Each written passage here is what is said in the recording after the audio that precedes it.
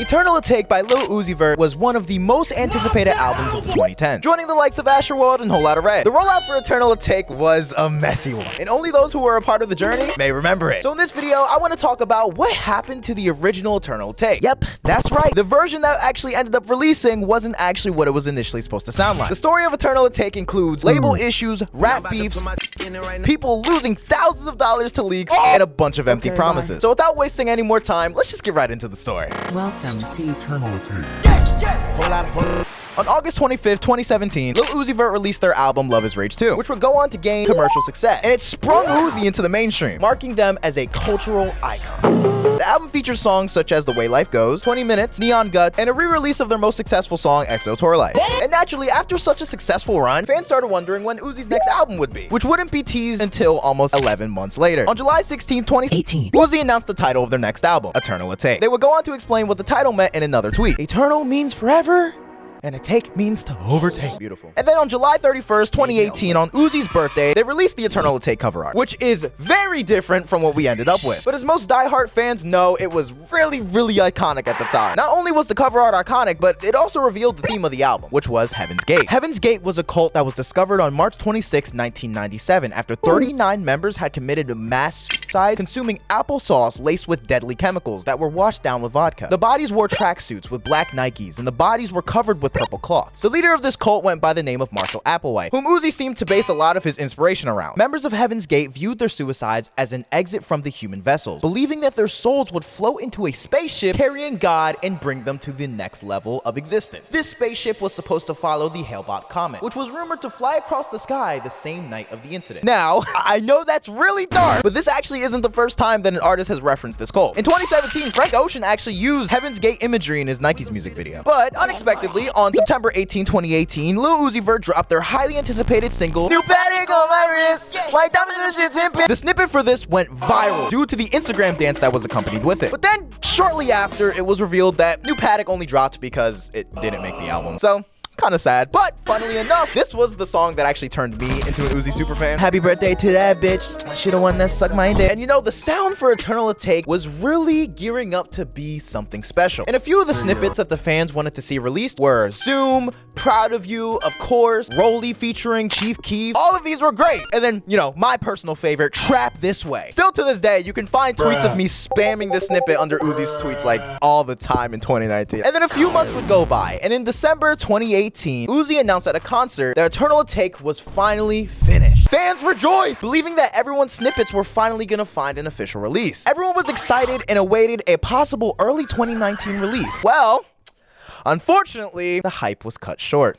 On January 11, 2019, Uzi announced that they were quitting music. I want to take the time out to say I thank each and every one of my supporters, but I'm done with music. I deleted everything. I want to be normal. I want to wake up in 2013. You are free. Now, to say that the fans were in a frenzy after this would be an understatement. Everyone thought that Uzi had deleted Eternal Atake and that the album would never drop. And then a few months later, it was actually revealed that Uzi was actually just having label issues. And this would be revealed through a tweet on March 2nd, 2019, where Uzi was telling young artists to not sign to a label and proceeded to diss figureheads such as Don Cannon and DJ Drama, blaming them for the reason why music is not dropping. This began the hashtag Free Uzi movement, a movement that sidetracked everyone from the anticipation of Eternal Atake and left the album kind of in suspension. But music didn't stop there, because on March 28th, 2019, a music video called Free Uzi was leaked on YouTube as a sign of rebellion against the label, which is a fire-ass song. Only real ones can rap the entire song, man. Yeah, my boys are so much boys gonna track the day.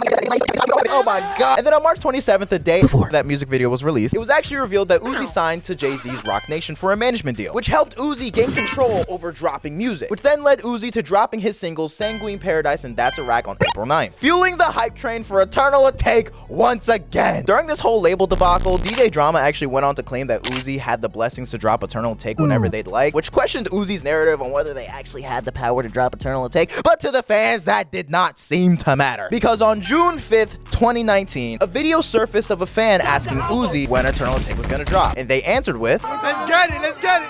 Yes, go!" Which brought even more hype to the album. But then, on November 1st, just a couple of months after, they claimed that Eternal Atake was never gonna drop. Yeah, don't trust this nigga for anything. I am such a slimy guy, nigga, do not trust me. Later that month, they announced that the lead single for Eternal Atake was gonna be a single called Futsal. And then on December 12, 2019, the internet shook as Futsal Shuffle 2020 finally dropped and was marked as Eternal Atake's lead single. It was a huge deviation from the original sound of the album, but still a great song nonetheless. And yes, that song should have got as popular as Just Wanna Rock did. Just whatever. Which then led to Eternal Atake finally dropping on March 6, 2020. But what we get would surprise everyone. Not one anticipated snippet was on this album. It was entirely unheard songs. And to casual listeners, you're probably looking at me like, yeah, that's what the new album's for, you fucking idiot. But hip-hop fans are a different breed, all right? If they don't hear the 140p quality snippet that was played from an iPhone, recorded on a Samsung, and then uploaded to a BlackBerry, they start fucking hating the artist. Like, Eternal Atake was commercially successful, but it divided the fan base and critics alike. So how did that happen? Firstly, in September 2018, when Uzi dropped the original cover art for Eternal Atake, it was then reported that a representative for the Heaven's Gate cult threatened to sue Uzi over copyright infringement. How are they still alive? I mean, when you put the two logos aside from each other, you know, it makes sense, but that wasn't the end of it. In August 2019, a few months after Sanguine Paradise and That's a Rack release, Uzi actually went on a series of tweets talking about their mental health. In these tweets, throughout this entire rollout, they've been deeply hurt. Their grandmother had been in the hospital for months due to a tumor in her eye. When their grandma finally woke up from surgery, she had a stroke on the left side and was no longer able to move it. And Uzi's grandma was a huge influence to them growing up, and even went on to tweet, "If you don't know me, that's who raised me. I love my grandma more than clothes." And thankfully, on that same day, Uzi told their fans that their grandma was finally coming home after months of rehab and due to her inability to walk. She can't talk entirely, but they still held on to hope that she'd get better. It's been years since Uzi announced this, so by the way, I should probably preference that. So by the time that this video comes out, I hope that their grandma is doing much better. But this wouldn't be the biggest reason for why Eternal Atake's sound changed. Yes, this one deserves its own segment. What happened to the original Eternal Atake? Oh, it was leaked. I had to explain that entire timeline just so I could tell you this reason. The leaks killed the fucking rollout. Around March 2019, during the Free Uzi era, a lot of songs were getting leaked. Anticipated snippets such as, of course, 1600 and Fake from the Jump. And I think Die Today as well. And you know, these are just a few from the bunch that were leaked. This then led Uzi to post a story talking about how every time something leaks, the project will take longer to release. And ironically, that's exactly what happened. Every track that Uzi fans were crazy for ended up getting leaked. And then it was actually later revealed on November 30th of that same year that the producer Forza, who was a part of the producer collective working on Dying, you know, that tag that you hear in some of these songs, had actually been leaking music from Eternal Atake. He wasn't responsible for every leak, but definitely the songs that he had linked to were, of course, 1600 and Fake from the Jump. And if you don't know why leaks are so significant, it's essentially wasted money. It costs money for the beat. It costs money to mix the song. It costs money to even go to the studio and lay your vocals down on the fucking mic. And for all that to be released for free on YouTube and not even under your name is overall just really bad for business. So at the point that Uzi's at, with personal issues, label issues, and fans leaking shit, what would you even do in that position? The constant delays and false promises were partly caused by the fans interfering with the original Eternal Atake, which led Uzi to scrap it. But not just once, but 11 different times!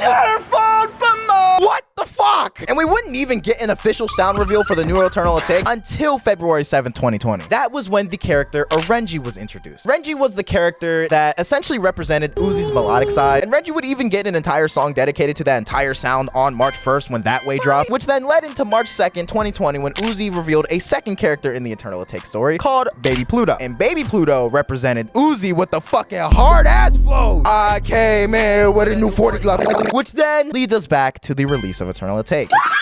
And the final version of Eternal Atake was split into 3 parts. Tracks 1 through 6 were all Baby Pluto, which was the hard shit. Tracks 7 to 12 were Renji songs, which was the melodic shit. Then tracks 13 to 18 were all Uzi tracks, which was just, I don't fucking know, basically just bonus tracks. And while the original Eternal Atake never had a confirmed track list, Uzi was promoting snippets of what the original album was supposed to sound like, which is why I was even able to list all these songs in the beginning. A week after Eternal Atake dropped, Uzi actually released a deluxe to it. But instead of it being called Eternal Atake Deluxe, it's actually called Lil Uzi Vert vs. the World 2, which is a sequel album to his 2016 album Lil Uzi Vert vs. the World. And this deluxe became the new home for a lot of these fan-anticipated snippets, such as Myron, Lotus, Rolly, which was renamed to Kobe with Chief Keef, Moon Relate, Come This Way, and fuck fucking trap this way. And then leaks like Zoom and of course would actually end up being released 3 years later on Uzi's most recent album, Pink Tape. And I know this journey was filled with so many twists and turns and false promises at every stop. I'll personally never forget the day that Eternal Atake dropped and I was listening to that shit homesick from school. And that was actually the last album I listened to before the pandemic. So, you know, it holds a little bit of a nostalgic place in my heart. And now I shall leave you with an example of some of Uzi's best lyricism from Eternal Atake. I got sassy mamacitas who be hot like fresh fajitas. What I'm trying to say, this rapping shit is really my arena. Hey, hold up, I gotta get locked in. Non-profit, you making a profit. Yeah, I'm thinking they stuck in the closet. Not an artist, you making